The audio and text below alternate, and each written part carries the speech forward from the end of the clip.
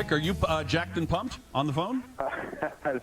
I'm so jacked and pumped, I wasn't ready to appear on camera. I have to just be off camera because it's so exciting. Hey, why the Celtics affinity for the Dana-Farber and the Jimmy Fund in this telethon, fellas? Well, it's just been since the day we got here. Actually, Steve took the lead, really, and said this is such a community asset and a community opportunity. We believe together that we never really, we don't own the team. We're taking care of it. We're the trustees of it. It's owned by everybody, and it's owned by the community, really. And being part of the Jimmy Fund and the Dana-Farber and all the good things that we can do with it are what makes it worthwhile, and it's a big part of what we're trying to do.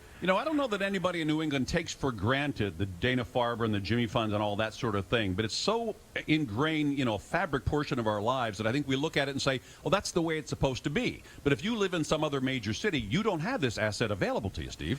Yeah, it's been an amazing charity for many, many, many years, and obviously cancer is a tough disease. We're experiencing it in our own family with my niece, Sally Nacer, being treated by Dana-Farber for the last 6 years. A young girl, 10 years old, osteosarcoma. And Dana has had state-of-the-art treatments, and she's been battling cancer with them, and they've been there every step of the way. So we've really support the Jimmy Fund, and it's fantastic. We have it here for the Boston area. Hey, just curious, you guys, what if the Colin Kaepernick thing catches on and you guys and players in the NBA or Celtic players say, I'm not doing this anthem thing anymore? Will you say, get up, get up? Our players are very respectful, and we're very respectful, and we'll cross any kind of bridge when we come to it. But we're really happy with our team and how they comport themselves, and think we have a great group of young individuals. Yeah, you do seem to have good character guys, and I think it starts with Stevens, right? Yeah, absolutely.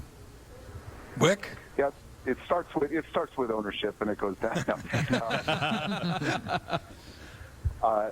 We really like this crew, and actually, Brad and Danny running the basketball side are both guys. They have selected players who seem to fit a mold. Right. These young guys getting better. Everybody's hungry, and Al is a couple years older, but he's 4-time All-Star, and he's still got a lot of juice, a lot of youth left. It's going to be a great year, and then we'll build from there with these Brooklyn picks. Was there a moment during the entire process where you thought you were going to get Kevin Durant? I think we were very close. We put on a great presentation. The players did a fantastic job, and Tom Brady helped us. I think we were very compelling, but we kind of no, I know that. But did you think any time you guys hear each other, we're going to get this guy?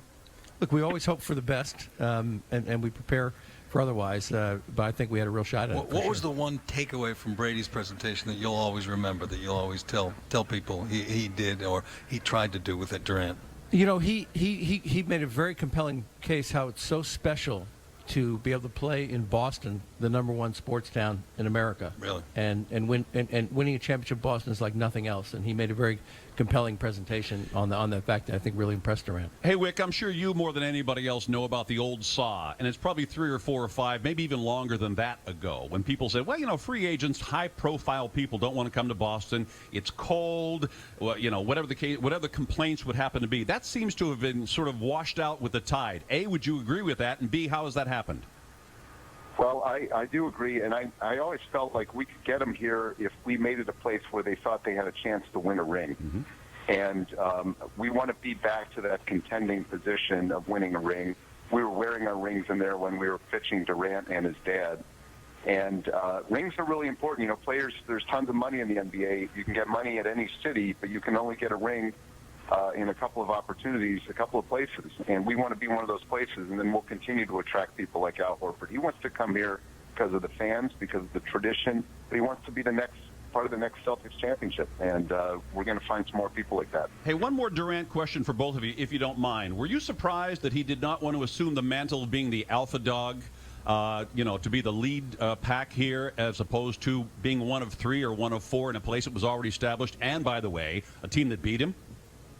Those are always very personal decisions by the players, so we really can't get into their heads. But he would have been a great fit here for sure, and we would be excited to have him come here. And he's a class act. I just came back from the Rio Olympics, and he carried himself extremely well down there, and won the games with the team. So we look forward to competing against him. He's very close to Avery Bradley, and I think we're going to bother him defensively. And we were one of the only teams I think the only team to beat both Golden State and Cleveland Right. at their own court last year. So we're excited to play him. Would you assume he's going to get booed every time he touches the ball in Boston? You never know in Boston.